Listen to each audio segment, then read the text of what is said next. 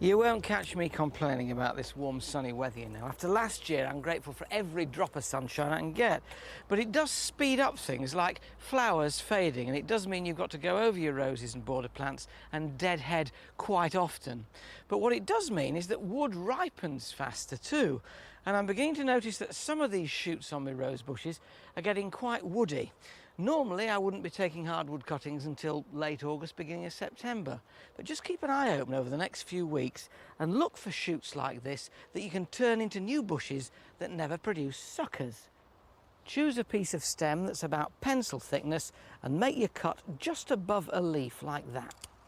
Every time I show anybody how to take these cuttings, they're staggered that making new rose bushes can be so easy, but it really is. All these were propagated in this way. And what you need to do is make your basal cut for the cutting just underneath a leaf. Then strip off all those bottom ones so that you end up with just the top two remaining, and your cutting is about 10 inches long. And that's all there is to it.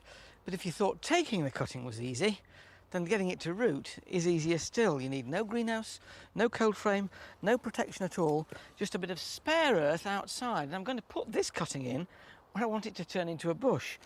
A spade pushed into the ground to make a slit trench, waggle it around, ease it out, and if your soil's a bit stiff like mine is, then trickle some sharp sand into the bottom of that trench just to make sure that drainage is really good around the base of the cutting.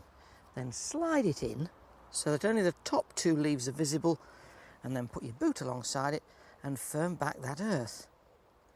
You can do that at any time between now and the end of September once the wood is ripe. Just don't let them dry out. And the great thing about roses taken from cuttings rather than being budded onto a rootstock is that if suckers come on that one, they'll be of the variety itself and not the briar. I reckon roses are a vital part of any garden, and so too is water, which is why it's time for our well-known double act to take the stage. Swift and Search, Joe and Gay, with the first in a 4-part series on making and planting a water garden. Water is a wonderful addition to any garden, not just because it's a magnet for a whole variety of wildlife, but because it acts as a mirror to the sky, bringing light and movement down into the garden. And of course, the sound of running water is so relaxing and cooling on hot summer days. We've built a series of water gardens here in Kings Heath Park, and while most of us wouldn't have space for anything on quite this scale, they are full of really good, simple design ideas that can be very easily adapted or scaled down to suit practically any garden. We've built 3 different types of water garden here, and although they appear to flow into each other, they are in fact completely separate. And first is our still, formal pool. And next we have moving water with the stream and the informal pool. And finally, with no standing water at all, is our bog garden. All 3 have been designed by Joe Swift. I must say it's looking very good. Very simple, minimalist even, but well, minimalist really like at the moment without any planting. But yeah, I'm really happy with it actually. I'm delighted with the outcome.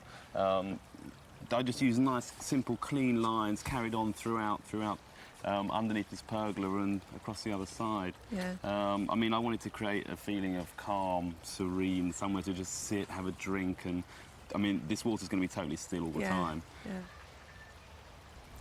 Obviously, to get to this stage, a lot of hard work's already been done.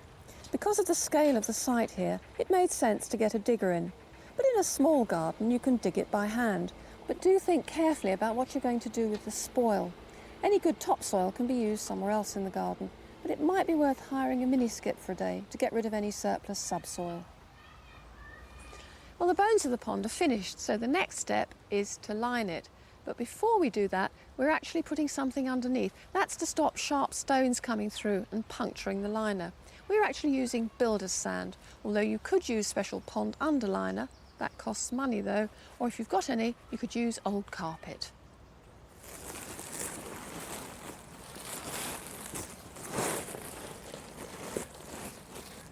Obviously, we need to protect the liner from these sharp edges of the walls, and we can't get sand up here. So I'm actually using a bit of old weed-suppressing membrane, but you could use anything. Old carpet, plastic fertiliser sacks, just something to Soften those edges and corners and give the liner that little bit more protection. With the walls protected, the next job is to put the liner in. Pond liners come ready cut, or they come cut to size. To measure the pond, we need 2 dimensions. One is the length of the pond plus twice the depth, and the other is the width of the pond plus twice the depth. Now, always add a metre to each dimension, as you're much better off being a metre long than a couple of centimetres short. This is the point at which you need a couple of extra pairs of hands. So we've used a heavy-duty PVC liner for that pond. Yeah, there are other ones. There's butyl, which is a very good quality product, and you can also build on top of it if you want to, say, have steps across a pond or something, but it gets quite expensive. And there's cheaper, like blue building plastic, but I always think that black, and if you're going to build a pond, you may as well use a good quality liner. I mean, there are other ways of forming ponds as well. You can make them out of concrete, but ultimately the concrete is always going to crack. There's always going to be a problem. So that's why liners these days are much more used. And obviously, once we've got some weight here, we can then start to manipulate the liner more easily, can't we? If we get the bottom, we can stretch the liner and then work on the corners individually. How are we going to hide these edges? Because that's always the problem with liner, isn't it? Yeah, there's nothing worse, is there, than seeing liner? Because also through evaporation, you know, the water level inevitably drops in the summer.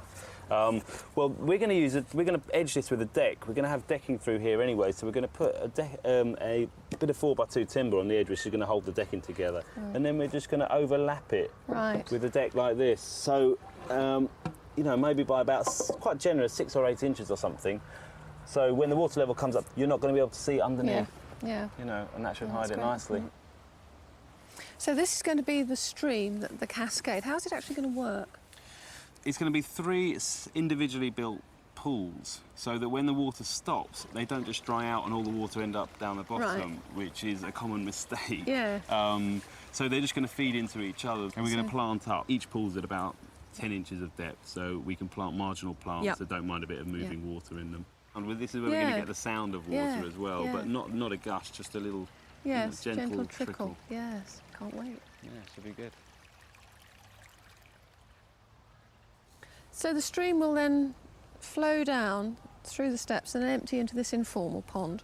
This is where the pump's going to be housed to recirculate and get the whole stream going. Right. So it's really important to remember that the bottom pond of a stream has to be the largest pond. Otherwise, a bit of evaporation and your whole bottom pond's empty before your top one's filled up. Yes, which is not what you want, really. Not what's planned. No, okay. Not at all. So this is the bog garden. So we can grow here all those wonderful plants that look really lush and moisture-loving, but actually would rot if they were sitting with their feet permanently in water. Yeah, no, sure, that's right. And it's a nice ending to the 3 water features. It feels like it would be a wet, damp area down here, so it's sort of a natural feel to it. Yeah. With the construction work finished on our 3 water gardens, we're ready to start the plant. Since you've been down to my organic kitchen garden, everything's been doing really well and put on lots of growth. And I've been on my holidays, but in the meantime I've had some visitors. The deer. They've wrecked the carrots, taking off a lot of the foliage. They've cut the raspberries down to about 6 inches above ground level in some cases. And just look at what they've done to the fruit trees, and that's something I've got to sort out promptly. But in the meantime, I've had to take some emergency precautions, and that means putting up some deer fencing. Now, along one side of the kitchen garden plot, I already had the perfect fencing in place because that's the side that backs on to the goose run. Ideally, deer fencing is about 6 foot tall or taller and made from high tensile galvanised stock fencing, which is pegged down well at ground level and held in place on sturdy posts. On this bit of fence I've also got chicken wire because I need to keep out foxes as well, but of course you don't need to have that if you've only got a problem with deer. Now that's all very well and it certainly works a treat. But to be honest, it's incredibly ugly and it also works out quite expensive. So on the other 3 sides of my kitchen garden, I've put up some fencing, which is, well, rather a compromise. It consists of strands of galvanised wire, galvanised so they don't rust, which are held taut between sturdy wooden posts. Now the wire's spaced just under a foot apart. At the moment it's working really well, but there is obviously a risk that the deer could sort of shoulder their way through and still get into the kitchen garden. But I'm hoping with a combination of this wire and a few strategically positioned repellents, I should give them the right message. Now it's said that unwashed human hair works well, so I've got some and I've put it into little bags which I've made from sections of an old pair of stockings, and I've then tied those at intervals around the boundary fence. Now they also say that human urine works well, but luckily it needs to be of the male variety, so I'm afraid I can't oblige in that department. But I am trying one other thing, CDs. It may sound crazy, but I gather it works extremely well. They reflect light, even at night they'll reflect the moonlight, and it seems to do a great job at keeping deer away. You may have been lucky enough to escape deer, but lots of people have problems with rabbits, and for those there's really only one solution: fencing. I took precautions against rabbits right from the start and put rabbit netting along the existing fencing. It's important to choose netting that has a hole width of 1 inch to 1.25 inches maximum, and to buy it which is 4 foot to 4'6" tall. Then you can bury the lowermost foot and make sure that the lowest 6 inches is angled outwards. That way, if the rabbits try to burrow their way in, they soon give up. And remember, gates need to be shut as often as possible and also kept rabbit-proofed.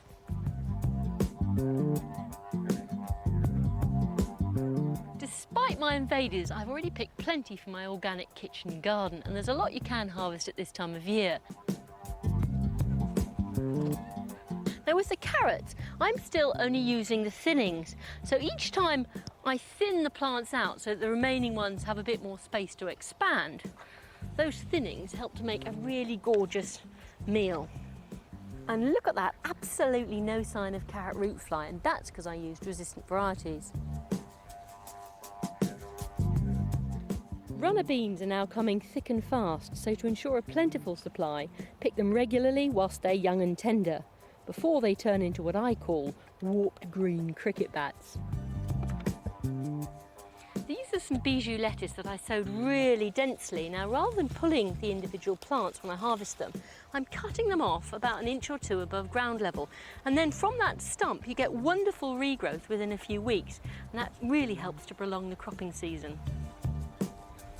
At this time of year, courgettes and marrows seem to swell before your very eyes. They're best harvested with a sharp knife. If you try to pull them off, you're likely to wreck the plant. It was back in May that I came out into this corner of my field with a large bag of seed to sow a wildflower meadow. This huge patch here with Jenny Steele, who acted as my advisor. Well, in it went, it was raked and trampled, and this is what I got for my trouble. You might not be very impressed. Well, the trouble is, the deer roam in this field. I can keep them out of the garden, but not out of here, so they've grazed quite a lot of it. What I've ended up with is a fair showing of corn cockle and the odd field poppy. What I can do is throw over them some of this plastic netting and support it on canes, just to give them a head start.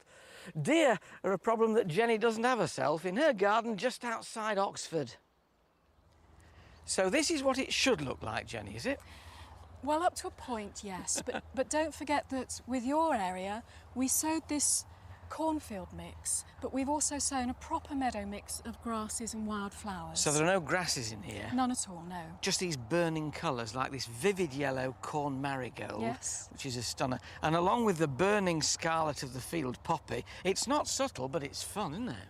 It certainly is, and I think together with the pink corn cockle and also the blue cornflower, it's a wonderful combination of colours. And underneath, tucked in there, there's corn chamomile there with is, its the little, white rays. Little white daisy. It's amazing, because even though planes buzz overhead and there's traffic over the road, you do get the feeling that you're in the depths of the countryside. You could do this anywhere, even in a city. Yes, but we've still got this sort of little bit of countryside and all the wildlife associated with it. So what happens to this now? It'll carry on flowering a little bit right through until even early October. And then I will pull out all of these dead flowers and seed heads, shake the seed back into the soil, give it a little bit of a tidy up, maybe rake it, dig out the odd thistle or whatever, and it will then regerminate for next year. So this, in a way, is a kind of annual wildflower meadow that anybody could do in a tiny patch of garden. Yes, yes. Next door, though, you've got something much more wild and woolly looking with, I have to say, Jenny, ragwort. Lots of ragwort. Big controversy about ragwort at the moment. Poisonous to stock, you should get rid of it. There's very little I can do about it. It exists in the countryside all around here and in other people's gardens. So even if I want to get rid of it, it's very unlikely that I'll be able to. But what I will be doing before it goes to seed is pulling it all out by hand. But it's a useful plant for what? Very useful for wildlife, particularly for butterflies. It's a good nectar plant for some butterflies, but also it's the food plant of the little cinnabar moth. The biggest problem when you've got rampant grassland with really strong grasses is getting wildflowers to survive Yes. there. So what will go in an area of really tough grass? There are a few wildflowers that can compete with the grass in that kind of situation. One of the best is the field scabious, which is a beautiful plant. That doesn't mind really tough grass. Also things like knapweed, wild marjoram, St John's wort. There are quite a few that will manage in long grass that's very rampant in that way. It's hard to believe that the area with the pool isn't natural. It looks as though it's been there forever, and you've only been here 6 years. Yes, that's right. That's quite simply an ordinary liner, but because it's a wildlife pond, it has soil over the liner, which means that all the plants that have been put in have now grown very rampantly and completely surrounded the edges of the pond, so you can't actually see there's a liner there at all. This area had very little wildlife when I moved here, and we've now got enormous numbers of butterflies, we've got lots of birds nesting, we've got hedgehogs and foxes and all sorts of things, so it really does work. It's just a question of how you manage the garden and of planting the right things. Corinne Hewat's relaxed family garden here at Rathmichael, just south of Dublin, is all about softness and mood changes and seducing the senses. But she holds the tension, encouraging visitors to squeeze down this alleyway past an old oil tank, until suddenly you fall into another world.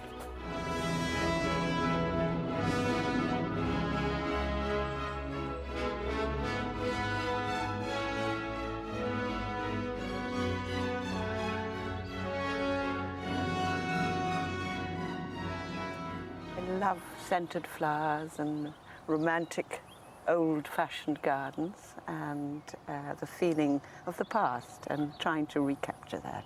I love the mystery of a path with trees hanging over and old roses and smells coming out of nowhere. It's childhood, isn't it? We're all trying to recapture our childhood somewhere along the way. And I like all the fun touches, especially the greyhounds with their little Greyhounds, bones and yes. collars. I think you need a little bit of humour in the garden, don't you? There's a great sense of exuberance too in parts of the gardens. I think that's quite important, isn't it? This sort of slightly over-the-top element. Blousy is the word, is it not? Yes. I think it's a bit like myself. A bit sort of inclined to be not loose, but casual and informal. And roses, of course, are one of the main providers of that. I love roses, and it all started by taking cuttings from friends and people, and then having to find a place for them. And when we found the place for them, having to plant something that suited them at their feet. There's a lovely avenue of the pink... Lavender Lacey. Lavender Lacey, she's a great rose, really good rose, a long-lasting rose, very sweetly scented, and a good colour with purples and blues. What sort of plants do you tend to go for? I go for strong plants, good colours, strong plants, good shape, plants that I know that are going to survive in very close planting. But at the moment, I think I'll stick to the good, strong, and not always fashionable flowers. There are some very old flowers that are very good flowers. And we found the willow herb, but it could be invasive, but that's a good one. And phloxes, good at this time of year. Campanulas. Yeah, they're good for keeping the colour going, aren't they? Astrantias, love the astrantias. Oh, do you? I do, yes, because they pick well for the house as well. The house is always full of flowers. I try to keep it that way. You're quite keen on having bold shapes, aren't you, to spring out at you from the corners? Yes. There's the artichoke on the corner, which I love. too good to eat, really. I think it has to stay there. And they all contrast with all the more wispy, sort of filigree. Yes, I think you need a little bit of structure, don't you? But that's really the key, isn't it? I think it's very hard to achieve atmosphere and romance if you're manicuring too much, isn't it? Yes. I think the grass and the edges should be good, and then forget the rest. Let it flow. A nice change in tempo here as you come down the hill. Yes, this is a shady area, quite damp. Yeah, it's got a grotto-like feel, isn't it? Yes, we managed to grow ferns here quite happily. This, you're very lucky to be able to grow this. The chain fern, isn't it? Yes, Not- it seems happy here. Not hardy for us. We usually see it in sort of dingy oranges or No, cold it's quite conservatories. prolific.